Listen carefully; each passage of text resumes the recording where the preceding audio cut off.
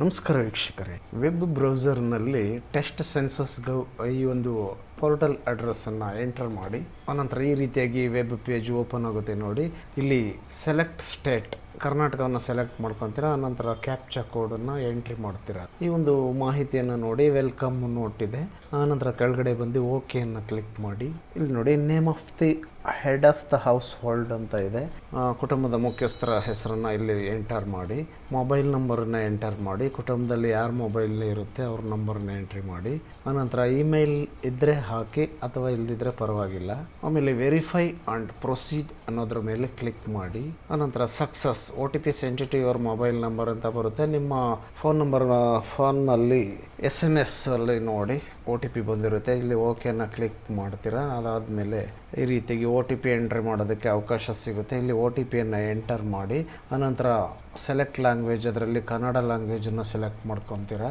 ಆಮೇಲೆ verify OTP ಅನ್ನೋದ್ರ ಮೇಲೆ ಕ್ಲಿಕ್ ಮಾಡಿ, ಆನಂತರ ಈ ರೀತಿಯಾಗಿ ವೆಬ್ ಪೇಜ್ ಓಪನ್ ಆಗುತ್ತೆ. ನೋಡಿ, ಸೆನ್ಸಸ್ ಆಫ್ ಇಂಡಿಯಾ 2027 ಇಲ್ಲಿ ಮೇಲ್ಗಡೆ ಇದನ್ನು ನೋಡ್ಕೊಳ್ಳಿ. ಮನೆಪಟ್ಟಿ ಕಾರ್ಯಾಚರಣೆಗಳು ಸ್ವಯಂ ಗಣತಿ SE ಇಲ್ಲಿ 5 ಹಂತಗಳು ಮುಖ್ಯವಾಗಿ ನಾವು ಭರ್ತಿ ಮಾಡಬೇಕು. ಮೊದಲನೇದಾಗಿ ಸ್ಥಳದ ವಿವರಗಳು, ಎರಡನೇದಾಗಿ ಜನಗಣತಿ ಮನೆ ವಿವರಗಳು, ಮೂರನೇದಾಗಿ ಸಾಮಾನ್ಯ ಮಾಹಿತಿ, ನಾಲ್ಕನೇದಾಗಿ ಸೌಲಭ್ಯಗಳು, ಐದನೇದಾಗಿ ಸ್ವತ್ತುಗಳು.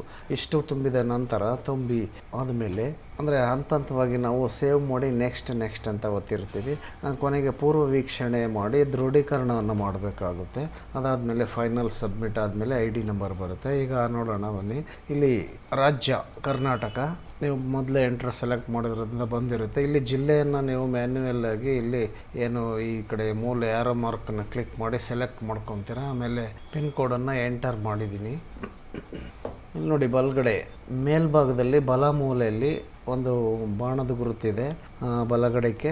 ಅಲ್ಲಿ ಕ್ಲಿಕ್ ಮಾಡಿದಾಗ ನೀವೇನಾರು ಅರ್ಜೆಂಟ್ ಹೋಗಬೇಕು ಅಂತ ಅಂದರೆ ಲಾಗೌಟ್ ಮಾಡಿ ಹೋಗ್ಬೋದಾಗಿದೆ. ಅದು ಬಹುಶಃ ಸೇವ್ ಆಗಿದರೆ ಮತ್ತೆ ಮುಂದುವರಿಸ್ಬೋದು ನೀವು ಬಂದು ಆನಂತರ, ಅಂದರೆ ಲಾಗಿನ್ ಆದಮೇಲೆ. ಈಗ ನೀವು ಖಚಿತವಾಗಿ ಲಾಗೌಟ್ ಮಾಡಲು ಬಯಸಿರಂತ ಇಲ್ಲಿ ಕೇಳ್ತಾ ಇದೆ. ಇಲ್ಲಿ ಇಲ್ಲ ಅಂತ ನಾನು ಮಾಡ್ತೀನಿ, ಮತ್ತೆ ಮುಂದುವರಿತೀನಿ. ಆಮೇಲೆ ನೀವು ಜಿಲ್ಲೆ ಸೆಲೆಕ್ಟ್ ಮಾಡ್ಕೊತೀರಾ, ಪಿನ್ ಕೋಡ್ ಎಂಟ್ರಿ ಮಾಡ್ತೀರಾ. ಅಂದರೆ ನಿಮ್ಮ ತಾಲೂಕು ನೀವಿರೋ ಪ್ರದೇಶದ ಒಂದು ಪೋಸ್ಟಲ್ ಪಿನ್ ಕೋಡನ್ನು ಇಲ್ಲಿ ಎಂಟ್ರಿ ಮಾಡ್ತೀರಾ. ಪೋಸ್ಟಲ್ ಪಿನ್ ಕೋಡನ್ನು ಎಂಟ್ರಿ ಮಾಡಾದಮೇಲೆ ನೀವು ಇರುವಂತಹ ಸ್ಥಳ, ಗ್ರಾಮದ ಹೆಸರಾಗಿರ್ಬೋದು ಅಥವಾ ಪ್ರದೇಶದ ಹೆಸರು, ಅಥವಾ ನೀವು ತಾಲೂಕು ಸಿಟಿ ಇಲ್ಲಿ ವಾಸವಾಗಿದ್ದರೆ ಆ ನಗರದ ಹೆಸರನ್ನು ಯಾವುದು ಎಂಟ್ರಿ ಮಾಡಿ, ಆನಂತರ ಇಲ್ಲಿ ಹುಡುಕಿ ಅನ್ನೋದಿದೆ ನೋಡಿ, ಇಲ್ಲಿ ಸರ್ಚ್ ಅದರ ಮೇಲೆ ಕ್ಲಿಕ್ ಮಾಡಿ. ಈಗ ನೋಡಿ, ಇಲ್ಲಿ ಮ್ಯಾಪ್ನಲ್ಲಿ ಒಂದು ಲೊಕೇಶನ್ನು ಸೆಲೆಕ್ಟ್ ಆಗಿದೆ, ಏರಿಯಾ ಲೊಕೇಶನ್ನು. ಇಲ್ಲಿ ಚನ್ನರಾಯಪಟ್ಟಣ ಕರ್ನಾಟಕ ಅಂತ ಇದೆ. ನಾವು ಹಾಕಿದ ಪಿನ್ ಕೋಡ್ ಸಹ ಬಂದಿದೆ. Address resolved for the current marker position, latitude ಮತ್ತು ಲ್ಯಾಂಗಿಟ್ಯೂಡ್ ನಂಬರ್ಸ್ಗಳು ಇಲ್ಲಿದ್ದಾವೆ. ಆನಂತರ ಉಳಿಸಿ ಮತ್ತು ಮುಂದೆ ಸಾಗಿ ಇದರ ಮೇಲೆ ಕ್ಲಿಕ್ ಮಾಡಿ ಮುಂದುವರಿಯೋಣ. ಇನ್ನು ಮುಂದೆ ಅಪ್ಡೇಟ್ಸ್ಗಳು ಬಂದ ಮೇಲೆ ನಿಖರವಾಗಿ ನೀವಿರುವಂಥ ಸ್ಥಳದ ಒಂದು ಲ್ಯಾಟಿಟ್ಯೂಡ್ ಅಲ್ಲಿ ಸೆಲೆಕ್ಟ್ ಆದಾಗ ಅವಾಗ ಆ ಒಂದು ಏರಿಯಾಕ್ಕೆ ಯಾರು ಗಣತಿದಾರರು ನೇಮಕ ಆಗಿರ್ತಾರೆ ಅವರಿಗೆ ನೀವು ಸರಿಯಾದ ಮಾಹಿತಿಯನ್ನು, ನಿಖರವಾದ ಮಾಹಿತಿಯನ್ನು ನೀವು ಅವರದ್ದು ಕೊಡೋದಕ್ಕೆ ಸಹಾಯವಾಗುತ್ತೆ. ಹಾಗಾಗಿ ಈಗ ನೀವು ಕೊಟ್ಟಿರುವಂತಹ ಏನಿದೆ ವಿಳಾಸ, ಪ್ರದೇಶದ ಹೆಸರು ಅದು ಸರಿಯಾಗಿತ್ತಂದರೆ ಮತ್ತು ಈ ಒಂದು ನಂಬರ್ಸ್ಗಳು ಸಹ ಸರಿಯಾಗಿತ್ತಂದರೆ ಹೌದು ಅನ್ನೋದ್ರ ಮೇಲೆ ಕ್ಲಿಕ್ ಮಾಡ್ತೀರಾ. ಈಗ ನೋಡಿ, ಆನಂತರ ಮುಂದೆ ಇಲ್ಲಿ ಮನೆಪಟ್ಟಿ ಕಾರ್ಯಾಚರಣೆಗಳು ಸ್ವಯಂ ಗಣತಿ ಇವಾಗ ನಡೀತಾ ಇದೆ. ಸ್ಥಳದ ವಿವರಗಳು ಮುಗಿದಿದೆ. ಜನಗಣತಿ ಮನೆ ವಿವರಗಳು ಈಗ ನಡೀತಾ ಇದೆ. ಇಲ್ಲಿ ಜನಗಣತಿ ಮನೆ ವಿವರಗಳಲ್ಲಿ ಏನು ರಸ್ತೆ, ಸಾಮೂಹಿಕ ಅಂಗಳ, ಮೆಟ್ಟಿಲು ಮುಂತಾದ ಸ್ಥಳ ಪ್ರತ್ಯೇಕವಾದ ಒಂದು ಇಲ್ಲಿ ವಿವರ ಇದೆ. ಇದನ್ನು ಓದ್ಕೊಳ್ಳಿ. ಇದು ಜನಗಣತಿ ಮನೆ ವಿವರಗಳಲ್ಲಿ ನಾವು ಏನೇನು ತುಂಬಬೇಕು ಅನ್ನೋದನ್ನು ನೋಡೋಣ ಬನ್ನಿ. ಈಗ ಜನಗಣತಿ ಮನೆಯ ನೆಲಕ್ಕೆ ಪ್ರಧಾನವಾಗಿ ಬಳಸಲಾಗಿರುವ ನಿರ್ಮಾಣ ಸಾಮಗ್ರಿ ಅಂದರೆ ಸಿಮೆಂಟ್ ನೆಲಕ್ಕೆ, ಅದು ಅಥವಾ ಮರ, ಮಣ್ಣು, ಸುಟ್ಟು ಇಟ್ಟಿಗೆ, ಕಲ್ಲು, ಮೊಸಾಯಿಕ್, ಇತರೆ ಸಾಮಗ್ರಿ ಯಾವುದಿರುತ್ತೆ ಅದನ್ನು ಅದರ ಮೇಲೆ ಕ್ಲಿಕ್ ಮಾಡಿ ಸೆಲೆಕ್ಟ್ ಆಗುತ್ತೆ. ಆನಂತರ ಜನಗಣತಿ ಮನೆಯ ಗೋಡೆಗೆ ಪ್ರಧಾನವಾಗಿ ಬಳಸಲಾಗಿರುವ ನಿರ್ಮಾಣ ಸಾಮಗ್ರಿ ಏನಂದರೆ ಹುಲ್ಲು, ತಡಿಕೆ, ಬಿದಿರು ಇತ್ಯಾದಿ, ಪ್ಲಾಸ್ಟಿಕ್, ಪಾಲಿಥೀನ್, ಮಣ್ಣು, ಹಸಿ ಇಟ್ಟಿಗೆ ಅಥವಾ ಮರ, ಗಾರೆ, ಸಿಮೆಂಟ್ ಇಂದ ಭದ್ರಪಡಿಸಲ್ಪಟ್ಟಂಥ ಕಲ್ಲು, ಗಾರೆ ಸಿಮೆಂಟ್ನಿಂದ ಭದ್ರಪಡಿಸಲ್ಪಟ್ಟಿರುವ ಕಲ್ಲಾಗಿರ್ಬೋದು, ಅಥವಾ ಲೋಹ ಆಸ್ಬೆಸ್ಟಾಸ್ ಶೀಟುಗಳು ಅಥವಾ ಸುಟ್ಟ ಇಟ್ಟಿಗೆ ಅಥವಾ ಕಾಂಕ್ರೀಟು ಇತರೆ ಸಾಮಗ್ರಿಗಳು. ಇಲ್ಲಿ ನಾನು ಕಾಂಕ್ರೀಟನ್ನು ಸೆಲೆಕ್ಟ್ ಮಾಡಿದ್ದೀನಿ. ಆನಂತರ ಮುಂದಿನ ಮಾಹಿತಿ ನೋಡೋಣ. ಜನಗಣತಿ ಮನೆಯ ಮೇಲ್ಛಾವಣಿಗೆ ಪ್ರಧಾನವಾಗಿ ಬಳಸಲಾಗಿರುವ ನಿರ್ಮಾಣ ಸಾಮಗ್ರಿ. ನಾನು ಇಲ್ಲಿ ಕಾಂಕ್ರೀಟನ್ನು ಸೆಲೆಕ್ಟ್ ಮಾಡಿದ್ದೀನಿ, ನೀವು ಬೇಕಾದನ್ನು ಇಲ್ಲಿ ಸೆಲೆಕ್ಟ್ ಮಾಡ್ತೀರಾ. ಅದಾದಮೇಲೆ ಮನೆಪಟ್ಟಿ ಕಾರ್ಯಾಚರಣೆಗಳು ಸ್ವಯಂ ಗಣತಿನಲ್ಲಿ ನಾವು ಇಲ್ಲಿ ಕೆಲವು ಭರ್ತಿ ಮಾಡ್ತಾ ಇದ್ದೀವಿ. ಇಲ್ಲಿ ಕಾಂಕ್ರೀಟನ್ನು ಸೆಲೆಕ್ಟ್ ಆಗಿದೆ. ಆನಂತರ ಮುಂದಿನ ಒಂದು ಪ್ರಶ್ನೆ ಏನಂದರೆ, ಈ ಜನಗಣತಿ ಮನೆಯ ಸ್ಥಿತಿಯು ವಾಸಕ್ಕೆ ಯೋಗ್ಯ ಸೆಲೆಕ್ಟ್ ಮಾಡಿದ್ದೀನಿ. ಅದೇನಾದರೂ ಡ್ಯಾಮೇಜ್ ಆಗಿದರೆ ಶಿಥಿಲವಾಗಿದೆ ಅಂತ ಹಾಕಿ, ತುಂಬ ಚೆನ್ನಾಗಿದ್ರೆ ಹೊಸ ಕಟ್ಟಡ ಆಗಿರೋ ಉತ್ತಮ ಅಂತ ಹಾಕಿ, ಮತ್ತು ನೀವು ಹಿಂದಕ್ಕೆ ಇಲ್ಲಿ ಎಡಭಾಗದಲ್ಲಿ ಹಿಂದೆ ಅನ್ನೋದನ್ನು ಕ್ಲಿಕ್ ಮಾಡಿ, ಈಗ ಹಿಂದೆ ಏನು ಎಂಟ್ರಿ ಮಾಡಿರ್ತೀರ ಅದನ್ನು ಮತ್ತೆ ಬದಲಾಯಿಸಬೇಕು ಅಂದರೆ ಹಿಂದಕ್ಕೆ ಹೋಗಿ ಬದಲಾಯಿಸಿ ಮುಂದೆ ಬನ್ನಿ. ಅದು ಮರು ಹೊಂದಿಸಿ ಅನ್ನೋದನ್ನು ಕ್ಲಿಕ್ ಮಾಡಿ ಈ ಪೇಜ್ನಲ್ಲೇ ಮತ್ತೆ ಸರಿಪಡಿಸಿ, ಆನಂತರ ಉಳಿಸಿ ಮತ್ತು ಮುಂದೆ ಸಾಗಿ. ಉಳಿಸಿ ಅಂತ ಇದೆ ಅಂದಮೇಲೆ ನೀವು ಉಳಿಸಿದ್ದು ಇರುತ್ತೆ. ಬಹುಶಃ ನೀವು ಲಾಗೌಟ್ ಆಗಿ ಹೋಗಿ ಮತ್ತೆ ಇನ್ಯಾವಾಗೋ ಬೆಳಿಗ್ಗೆ ಲಾಗೌಟ್ ಆಗಿ ಹೋಗಿ ಮಧ್ಯಾಹ್ನ ಸಾಯಂಕಾಲ ನೀವು ಮತ್ತೆ ಮುಂದುವರೆದು ಇನ್ನು ಉಳಿದ ಮಾಹಿತಿನ ತುಂಬುವುದಕ್ಕೆ ಅವಕಾಶ ಇರುತ್ತೆ.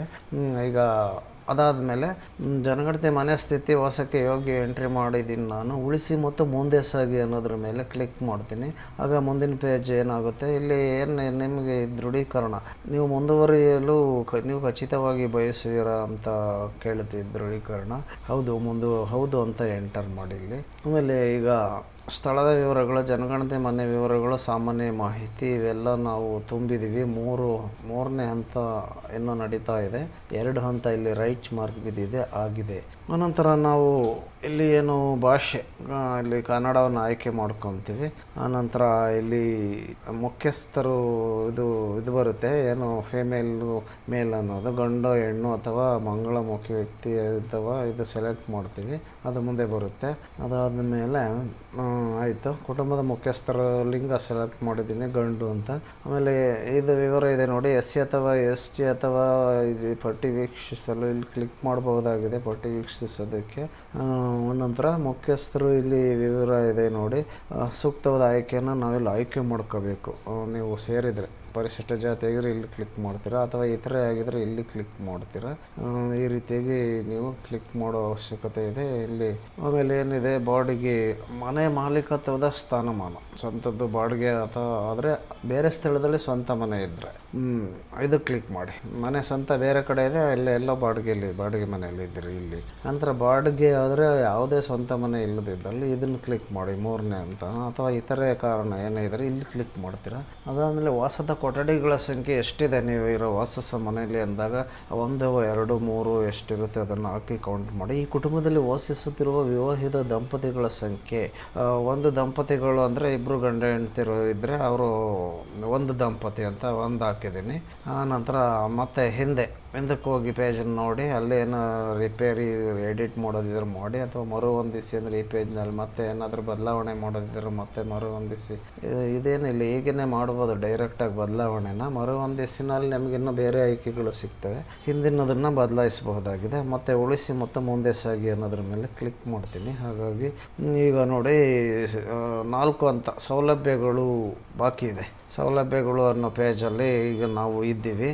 ಕುಟುಂಬಕ್ಕೆ ಲಭ್ಯವಿರುವಂಥ ಸೌಲಭ್ಯಗಳು, ಕುಡಿಯೋ ನೀರಿನ ಪ್ರಧಾನವಾದ ಮೂಲ ಯಾವುದು ಅನ್ನೋದು ಇಲ್ಲಿ ಏನಿದೆ. ಮೂಲದಲ್ಲಿ ಸಂಸ್ಕರಿಸಿದ ಕೊಳಾಯಿ ನೀರು, ಮೂಲದಲ್ಲಿ ಸಂಸ್ಕರಿಸದ ಕೊಳಾಯಿ ನೀರು, ಆಮೇಲೆ ಬಾವಿ, ಕೈ ಪಂಪು, ಇನ್ನೂ ಮುಂದುವರೆದ ಹೆಚ್ಚಿನ ವಿವರಗಳು ಇಲ್ಲಿದೆ. ಅದರಲ್ಲಿ ನಾವು ಏನು ಭರ್ತಿ ಮಾಡ್ತೀವಿ. ಆಮೇಲೆ ಕುಡಿಯುವ ನೀರಿನ ಮೂಲದ ಲಭ್ಯತೆ ಯಾವುದು, ಆವರಣದ ಒಳಗಿದೆ, ನಿಮ್ಮ ಮನೆ ಕಾಂಪೌಂಡ್ ಒಳಗಿದ್ರೆ. ಆವರಣದ ಸಮೀಪ ಅಂದರೆ ನೀವು ಮನೆಯಿಂದ ಒಂದು ಸ್ವಲ್ಪ ದೂರ ಹೋಗಿ ಇಟ್ಕೊಂಡು ಬರ್ತೀರ, ಅಥವಾ ಅದು ಇನ್ನೂ ದೂರದಲ್ಲಿದೆ, ಅದನ್ನು ಎಲ್ಲಿ ಸೆಲೆಕ್ಟ್ ಮಾಡಿ. ಆಮೇಲೆ ಬೆಳಕಿನ ಪ್ರಧಾನ ಮೂಲ, ವಿದ್ಯುತ್ ಶಕ್ತಿ, ಕರೆಂಟ್ ಯೂಸ್ ಮಾಡಿದ್ರೆ ಹಾಕಿ, ಅಥವಾ ಸೀಮೆಣ್ಣೆ ದೀಪ ಅಥವಾ ಸೌರಶಕ್ತಿ ಸೋಲಾರ್ ಸಿಸ್ಟಮ್ ಇದ್ರೆ ಹಾಕಿ, ಅಥವಾ ಇತರೆ ಇಲ್ಲ ಕೈ ಎಣ್ಣೆ ದೀಪದಲ್ಲಿ ಬೆಳಕು ಇದೆಯಾ ಅಥವಾ ಇನ್ನೇನು ಹಾಕಿ, ಅಥವಾ ಯಾವುದೇ ಇತರೆ ಬೆಳಕಿನ ಮೂಲನೇ ಇಲ್ಲದೆ ಇರುವುದು ಇವೆಲ್ಲ ಇರುತ್ತೆ. ಯಾವುದು ಬರುತ್ತೆ ನಿಮ್ಗೆ ಅದನ್ನು ಹಾಕಿ. ಈಗ ಶೌಚಾಲಯದ ಲಭ್ಯತೆ, ಟಾಯ್ಲೆಟ್ ಫೆಸಿಲಿಟೀಸ್ ಇದೆ ಅಥವಾ ಇಲ್ಲ ಅನ್ನೋದ್ರ ಬಗ್ಗೆ ನೀವು ಮಾಹಿತಿನ ಕೊಡಬೇಕು. ಶೌಚಾಲಯ ಟಾಯ್ಲೆಟ್ ಪ್ರತ್ಯೇಕವಾಗಿ ಕುಟುಂಬದ ಬಳಕೆಗೆ ಮಾತ್ರ ಇದೆ ಅಥವಾ ಇತರೆ ಕುಟುಂಬದ ಜೊತೆಗೆ ಹಂಚಿಕೆ ಮಾಡ್ಕೊಂಡಿದ್ದು, ಅಂದರೆ 2-3 ಮನೆಗೆ ಸೇರಿ ಒಂದಿದ್ರೆ 2ನೇದು ಹಾಕಿ. ನಿಮ್ಮ ಮನೆಗೆ ಸಪ್ರೇಟಾಗಿದ್ದರೆ ಒಂದು ಅಥವಾ 2 ಇರ್ಬೋದು ಒಂದು ಮನೆಯಲ್ಲೇ, ಇಲ್ಲಿ ಹಾಕಿ ಮೊದಲನೇದ. ಸಾರ್ವಜನಿಕ ಶೌಚಾಲಯ ಬಳಸ್ತೀರಾ ನೀವು ಅಂತ ಅಂದರೆ ಅಲ್ಲೇ ಹತ್ರದಲ್ಲಿ ಸಾರ್ವಜನಿಕ ಶೌಚಾಲಯ ಇದ್ದರೆ ಮನೇಲಿ ಕಟ್ಸ್ದೇ ಇರ್ಬೋದು, ಕೆಲವರು ಅಲ್ಲಿ ಹೋಗ್ತಾ ಇರ್ತಾರೆ. ಹಾಗಾಗಿ ಮೂರನೇದು ಹಾಕ್ತಾರೆ ಅವರು. ಅದು ಇಲ್ಲ ಬಯಲು, ಯಾವುದೂ ಇಲ್ಲ ಅಂದರೆ ಬಯಲು ಪ್ರದೇಶದಲ್ಲಿ ಹೋಗೋರು, ಹಳ್ಳಿ ಗ್ರಾಮೀಣ ಪ್ರದೇಶಗಳಲ್ಲಿ ಸಾಮಾನ್ಯವಾಗಿ ಇಂತಹ ಒಂದು ಸ್ಥಿತಿಯನ್ನು ನೋಡ್ಬೋದಾಗಿದೆ. ಅಂದರೆ ಈಗ ಮುಂದೆ ಶೌಚಾಲಯದ ಲಭ್ಯತೆ ಬಗ್ಗೆ ತಿಳ್ಕೊಂಡ್ರೆ, ಕೆಲವರು ಶೌಚಾಲಯ ಇನ್ನೂ ಕಟ್ಟಿಸೋ ಹಂತದಲ್ಲಿರ್ತಾರೆ, ಕೆಲವರು ಕಟ್ಟಿಸಿರ್ತಾರೆ. ಇನ್ನು ಮುಂದೆ ಕಟ್ಟಿಸೋ ಹಂತದಲ್ಲಿರೋರು ಬಯಲು ಪ್ರದೇಶದಲ್ಲಿ ತುಂಬ ಹಿಂದುಳಿದಂಥ ಗ್ರಾಮೀಣ ಪ್ರದೇಶದಲ್ಲಿ ಇರೋವಂಥ ಸಾಧ್ಯತೆಗಳು ಇದ್ದಾವೆ. ಆನಂತರ ಶೌಚಾಲಯದ ಬಗೆಗೆ ವಿಧಗಳು, ಅದರಲ್ಲಿ ಯಾವ ಥರ ಇದೆ, ಅದರಲ್ಲಿ ಏನು ನೀರು ಹಾಕುವ ಶೌಚಾಲಯಗಳನ್ನು ಸಂಪರ್ಕಿಸೋದು, ಏನು ಒಳಚರಂಡಿ ವ್ಯವಸ್ಥೆ ಇದೆಯಾ, ಅಥವಾ ಸೆಪ್ಟಿಕ್ ಟ್ಯಾಂಕ್ ಅಥವಾ ಇತರ ವ್ಯವಸ್ಥೆ ಇದೆಯಾ, ಅಥವಾ ಅವಳಿ ಗುಂಡಿ ಶೌಚಾಲಯ ಇದೆಯಾ. ಆಮೇಲೆ ಶೌಚಾಲಯದ ಬಗ್ಗೆ ವಿಧಗಳು, ಫ್ರೆಶ್ ನೀರು ಹಾಕುವ ಶೌಚಾಲಯಗಳು ಇದೆ ಹೇಳಿದ್ದೀನಿ. ಆಮೇಲೆ ಏನು ಚಪ್ಪಡಿ ಸಹಿತ ಅಥವಾ ಚಪ್ಪಡಿ ಇಲ್ಲದೆ ಓಪನ್ ಆಗಿರೋದು, ಅಥವಾ ಏಕಗುಂಡಿ ಚಪ್ಪಡಿ ಸಹಿತ ಅಥವಾ ಇಲ್ಲದೇನೆ, ಅಥವಾ ಸೇವಾ ಶೌಚಾಲಯ ಯಾವುದಿರುತ್ತೆ ಅದ್ರ ಮೇಲೆ ಟಿಕ್ ಬಿಡಬೇಕಾಗುತ್ತೆ. ತ್ಯಾಜ್ಯ ನೀರನ್ನು ಹೊರಸಾಗಿಸಲು ಮಾಡಿರುವಂತಹ ವ್ಯವಸ್ಥೆ, ಏನು ಒಳಚರಂಡಿನ, ತೆರೆದ ಚರಂಡಿನ ಅಥವಾ ಚರಂಡಿನೇ ಇಲ್ವೋ, ಅಥವಾ ಆವರಣದ ಒಳಗೆ ಸ್ನಾನಗೃಹದ ಲಭ್ಯತೆ ಇದೆಯಾ, ಹೌದು ಅನ್ನೋದಾದರೆ ಸ್ನಾನಗೃಹ ಇಲ್ಲಿ ಕ್ಲಿಕ್ ಮಾಡಿ. ಮೇಲ್ಛಾವಣಿ ಇಲ್ಲ ಸ್ನಾನಗೃಹಕ್ಕೆ ಅನ್ನೋದಾದರೆ ಎರಡನೇದು ಕ್ಲಿಕ್ ಮಾಡಿ. ಸ್ನಾನಗೃಹನೇ ಇಲ್ಲ ಅನ್ನೋದಾದರೆ ಇದು ಕ್ಲಿಕ್ ಮಾಡಿ ಲಾಸ್ಟ್. ಆಮೇಲೆ ಅಡುಗೆ ಮನೆಯ ಲಭ್ಯತೆ ಮತ್ತು LPG PNG ಸಂಪರ್ಕ ಏನಾದ್ರು ಇದ್ದರೆ, ಅಡುಗೆ ಮನೆಯಲ್ಲಿ LPG ಸಂಪರ್ಕ ಇದ್ದರೆ ಒಂದನೇದು ಕ್ಲಿಕ್ ಮಾಡ್ತೀರಾ. LPG ಸಂಪರ್ಕ ಇಲ್ಲ ಅಂದರೆ ಎರಡನೇದನ್ನು ಕ್ಲಿಕ್ ಮಾಡ್ತೀರಾ. ಆಮೇಲೆ ಆವರಣದ ಒಳಗೆ ಸ್ನಾನಗೃಹದ ಲಭ್ಯತೆ ಇದ್ದರೆ ಸ್ನಾನಗೃಹ ಒಂದನೇದು ಕ್ಲಿಕ್ ಮಾಡ್ತೀರಾ. ಆನಂತರ LPGದು ಎಂಟ್ರಿ ಮಾಡಿದ್ದೀರಾ. ಆಮೇಲೆ ಬಯಲಲ್ಲಿ ಅಡುಗೆ ಮನೆ ಅಥವಾ ಮನೆ ಹೊರಗಡೆ ಅಡುಗೆ ಮಾಡ್ತೀರಾ, ಒಳಗಡೆ ಅಡುಗೆ ಇದಿರುತ್ತೆ. ಆನಂತರ ಅಡುಗೆ ಮಾಡಲು ಬಳಸುವಂಥ ಪ್ರಮುಖವಾದ ಇಂಧನ ಏನು, LPG ಗ್ಯಾಸ್ ಬಳಸ್ತಾರೆ ಸಾಮಾನ್ಯವಾಗಿ, ಅದನ್ನು ಹಾಕಿದ್ದೀನಿ. ಅಥವಾ ಸೌದೆ ಅಥವಾ ಬೇಳೆಗಳ ಉಳಿಕೆ, ಬೆರಣಿ, ಕಲ್ಲಿದ್ದಲು ಅಥವಾ ಸೀಮೆ ಎಣ್ಣೆ ಸ್ಟವ್ನಲ್ಲಿ ಮಾಡ್ತಾರೆ. ವಿದ್ಯುತ್ ಶಕ್ತಿ ಕರೆಂಟ್ ಒಲೆಯಲ್ಲಿ ಮಾಡ್ತಾರೆ. ಬಯೋಗ್ಯಾಸ್, ಸೌರಶಕ್ತಿ, ಈ ಥರ ಇನ್ಯಾವುದರಲ್ಲೂ ಬಳಸಿ ಮಾಡ್ತಾರೆ.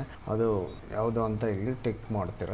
ಅದಾದಮೇಲೆ ಮನೆಪಟ್ಟಿ ಕಾರ್ಯಾಚರಣೆಗಳು, ಸ್ವಯಂ ಗಣತಿ ಇದು ನೋಡ್ತಾ ಇದ್ದೀರಾ. ಮನೆಪಟ್ಟಿ ಕಾರ್ಯಾಚರಣೆಯಲ್ಲಿ ಸ್ವಯಂ ಗಣತಿಯನ್ನು ನಾವು ಮಾಡ್ಕೊತಾ ಇದ್ದೀವಿ. ನೀವು ನಿಮ್ಮ ಫೋನಲ್ಲಾಗಲಿ ಮಾಡ್ತೀರಾ, ಅಥವಾ ಇನ್ನೂ ನಿರಾಯಾಸವಾಗಿ ತುಂಬ ಚೆನ್ನಾಗಿ ಎಲ್ಲ ವಿಶಾಲವಾಗಿ ಗೋಚರಿಸೋದು ಲ್ಯಾಪ್ಟಾಪ್ ಅಥವಾ ಕಂಪ್ಯೂಟ್ರಲ್ಲಿ ಈಸಿ ಅನಿಸುತ್ತೆ ಮಾಡ್ತೀರಾ. ಮೊಬೈಲ್ನಲ್ಲಿ ಸ್ವಲ್ಪ ಅಭ್ಯಾಸ ಇಲ್ಲದವ್ರಿಗೆ ಸ್ವಲ್ಪ ಕಷ್ಟ ಅನಿಸ್ಬೋದು. ಹಾಗಾಗಿ ಡೆಸ್ಕ್ಟಾಪ್ ಅಥವಾ ಟ್ಯಾಬ್ ಅಥವಾ ಲ್ಯಾಪ್ಟಾಪಲ್ಲಿ ಇದನ್ನು ಮಾಡೋದು ಒಳ್ಳೆಯದು ಅನಿಸುತ್ತೆ. ಈಗ LPG PNG ಇದು ಏನು ಹಾಕಿದ್ದೀನಿ, ಇದು ಉಳಿಸಿ ಮತ್ತು ಮುಂದೆ ಸಾಕ್ತೀವಿ. ಈಗ ಮುಂದೆ ಸಾಕಿದಾಗ ಮುಂದಿನ ಪೇಜ್ನಲ್ಲಿ ಏನು ಬರೆಯುತ್ತೆ, ಈಗ ಮತ್ತೆ ಬಂದಿದೆ ಮುಂದುವರಿಯಲು ನೀವು ಖಚಿತವಾಗಿ ಬಯಸುವಿರಾ. ಹೌದು, ಫುಲ್ ಕಂಟಿನ್ಯೂ ಆಗಿ ನಾವು ಕುಳಿತು ಮಾಡಿದಾಗ ಈ ಕೆಲಸನ ಕನಿಷ್ಠ ಒಂದು 15ರಿಂದ 20 ನಿಮಿಷದ ಒಳಗೆ ಆಗುತ್ತೆ ಅಂತ ಹೇಳಿದ್ದಾರೆ. ಆಯಿತು, ಹೌದು ಮುಂದುವರಿತೀವಿ ಅನ್ನೋದನ್ನು ನಾನು ಇಲ್ಲಿ ಕ್ಲಿಕ್ ಮಾಡ್ತಾ ಇದ್ದೀನಿ. ಮತ್ತೆ ಮುಂದುವರಿಯೋಣ. ಈಗ ಸ್ಥಳದ ವಿವರ ಮುಗೀತು, ಜನಗಣತಿ ಮನೆ ವಿವರಗಳು ಮುಗೀತು, ಸಾಮಾನ್ಯ ಮಾಹಿತಿ ಮುಗೀತು, ಸೌಲಭ್ಯಗಳು ಮುಗೀತು. ಆಮೇಲೆ ಸ್ವತ್ತುಗಳು ಇನ್ನೂ ಟಿಕ್ ಮಾರ್ಕ್ ಬಿದ್ದಿಲ್ಲ. ಸ್ವತ್ತು ಅಂದರೆ ಆಸ್ತಿ, ವಸ್ತುಗಳು ನಿಮಗೆ ಸೇರಿದ್ದು ಏನಿದೆ ಅನ್ನೋದನ್ನು ವಿವರ ಕೊಡಬೇಕಾಗುತ್ತೆ, ಒಂದು ಸಾಮಾನ್ಯವಾದ ವಿವರವನ್ನು. ನಿಮಗೆ ರೇಡಿಯೋ ಟ್ರಾನ್ಸಿಸ್ಟರ್ ಇದೆಯಾ, ಹೌದು ಅನ್ನೋದಾದರೆ ಒಂದನೇದು. ಅಥವಾ ಎರಡನೇದು ಮೊಬೈಲ್ ಸ್ಮಾರ್ಟ್ಫೋನ್ ಇದ್ರೆ ಹಾಕಿ, ಅಥವಾ ಈ ಥರ ಯಾವುದೇ ಸಾಧನ ಇದ್ರೆ ಹಾಕಿ, ಇಲ್ಲದೆ ಇದ್ರೆ ಇಲ್ಲ ಅಂತ ಹಾಕ್ತೀರಾ. ಆಮೇಲೆ ಟೆಲಿವಿಷನ್ ಅಥವಾ ದೂರದರ್ಶನ ಉಚಿತ ಡಿಶ್ ಅದು ಅನುಕೂಲ ಇದ್ದರೆ ಹಾಕ್ತೀರಾ. ಅಥವಾ ಈ ಥರ DTH ಬಳಸ್ತೀರಾ, ಕೇಬಲ್ ಸಂಪರ್ಕ ಯಾವುದೇ ಈ ಥರ ಬಳಸ್ತೀರಾ. ಅಥವಾ ಟಿವಿನೇ ಇಲ್ಲ ಅಂತ ಅಂದರೆ ಹಾಕಿ, ನಾನು ಇಲ್ಲ ಅಂತ ಹಾಕಿದ್ದೀನಿ. ಇಂಟರ್ನೆಟ್ ಸಂಪರ್ಕ ಹೌದು ಅಂತ ನಾನು ಇಲ್ಲಿ ಮೊಬೈಲ್ ಸ್ಮಾರ್ಟ್ಫೋನು ಅಲ್ಲಿ ನೆಟ್ವರ್ಕ್ ಸಂಪರ್ಕ ಇದೆ ಅಂತ ಹಾಕಿದ್ದೀನಿ. ಓಕೆ, ಲ್ಯಾಪ್ಟಾಪ್ ಕಂಪ್ಯೂಟರ್ ಹೌದು ಅಂತ ಹಾಕಿದ್ದೀನಿ. ಆನಂತರ ಟೆಲಿಫೋನ್ ಮತ್ತು ಮೊಬೈಲ್ ಫೋನ್, ಸ್ಮಾರ್ಟ್ಫೋನು, ಸ್ಥಿರ ದೂರವಾಣಿ ಇದು ಸಾಮಾನ್ಯವಾಗಿ ಇತ್ತೀಚೆಗೆ ಯಾರೂ ಇಡ್ತಾ ಇಲ್ಲ. ಹೌದು ಇದ್ದರೆ ಹೌದು ಅಂತ ಹಾಕಿ. ಅಥವಾ ಮೊಬೈಲ್ ಫೋನ್ ಮಾತ್ರ ಇದ್ದರೆ, ಸ್ಮಾರ್ಟ್ಫೋನ್ ಇದ್ದರೆ ಹಾಕಿ. ಇದ್ದರೆ ಸಾಮಾನ್ಯ ಸಣ್ಣ ಮೊಬೈಲ್ ಇದ್ದವರು ಎರಡನೇದು ಇದು ಒತ್ತಿ, ಮೊಬೈಲ್ ಅನ್ನೋದ್ರಲ್ಲಿ ಎರಡನೇ ಕಾಲಮ್. ಎರಡು ಇದ್ದರೆ ಅಂದರೆ ಇದನ್ನು ಓದ್ತಿ ಈ ಕಾಲಮ್. ಆನಂತರ ಬೈಸಿಕಲ್, ಸ್ಕೂಟ್ರು, ಮೋಟ್ರು ಸೈಕಲ್, ಮೊಪೈಡ್ ಇವೇನಾದ್ರು ಇದ್ದರೆ ಅವನು ಟಿಕ್ ಮಾಡಿ ಯಾವುದಾದ್ರು ಒಂದಕ್ಕೆ ಮಾಡಬೇಕಾಗುತ್ತೆ. ನೀವು ಸ್ಕೂಟ್ರ್, ಬೈಕ್ ಎರಡೇ ಇದ್ದರೆ ಮೂರನೇದಕ್ಕೆ ಟಿಕ್ ಮಾಡ್ತೀರಾ. ಯಾವುದು ಇಲ್ಲದೆ ಇದ್ದರೆ ಇಲ್ಲಿಗೆ ಕ್ಲಿಕ್ ಮಾಡಿ ನಾಲ್ಕನೇದಕ್ಕೆ. ಆಮೇಲೆ ಕಾರು, ಜೀಪು, ವ್ಯಾನು ಹೌದು ಅಂತ ಅಥವಾ ಇಲ್ಲ ಅಂತ ಎರಡರಲ್ಲಿ ಒಂದು ಕ್ಲಿಕ್ ಮಾಡಿ. ಆಮೇಲೆ ಆನಂತರ ಮುಂದೆ ಏನೋ ಪ್ರಶ್ನೆಗಳೇನು ಅಂತ ಅಂದರೆ ಕುಟುಂಬದಲ್ಲಿ ಬಳಸೋ ಧಾನ್ಯಗಳು ಅಂತ ಬರುತ್ತೆ, ಅದನ್ನು ಹಾಕ್ತೀರಾ. ಅದಾದಮೇಲೆ ಏನು ಇದಾಗಿದೆ ಧಾನ್ಯಗಳು, ನಾವು ಇನ್ನಿತರೆ ಅಂತ ಆಗುತ್ತೆ. ನಾವು ರಾಗಿ ಬಳಸ್ತೀವಿ, ಇಲ್ಲಿ ರಾಗಿ ಕೊಟ್ಟಿಲ್ಲ, ಹಾಗಾಗಿ ಇನ್ನಿತರೆ ಹಾಕಿದ್ದೀನಿ. ಮುಖ್ಯವಾಗಿ ರಾಗಿ ಇದು ಆಗುತ್ತೆ. ಅಥವಾ ಎರಡನೇದು ಮುಖ್ಯವಾಗಿ ಅಕ್ಕಿ ಆಗ್ಬೋದು, ಗೋಧಿ ಆಗ್ಬೋದು ಕೆಲವು ಪ್ರದೇಶಗಳಲ್ಲಿ, ನಿಮ್ಗೆ ಇಷ್ಟ ಬಂದಿದ್ದು ಹಾಕಿ. ಆಮೇಲೆ ಈಗ ನೋಡಿ 5 ಹಂತಗಳು ಮುಗೀತು. ಟಿಕ್ ರೈಟ್ ಮಾರ್ಕ್ ಬಿದ್ದಿದೆ. ಸ್ಥಳದ ವಿವರ ಕಂಪ್ಲೀಟ್ ಮಾಡಿದ್ದೀರಾ, ಸೇವ್ ಆಗಿದೆ. ಜನಗಣತಿ ಮನ ವಿವರಗಳನ್ನು ಕಂಪ್ಲೀಟ್ ಆಗಿದೆ, ಟಿಕ್ ಮಾರ್ಕ್ ರೈಟ್ ಮಾರ್ಕ್ ಬಿದ್ದಿದೆ. ಸಾಮಾನ್ಯ ಮಾಹಿತಿಗಳನ್ನು ಕೊಟ್ಟಿದ್ದೀರಾ, ರೈಟ್ ಮಾರ್ಕ್ ಬಿದ್ದಿದೆ.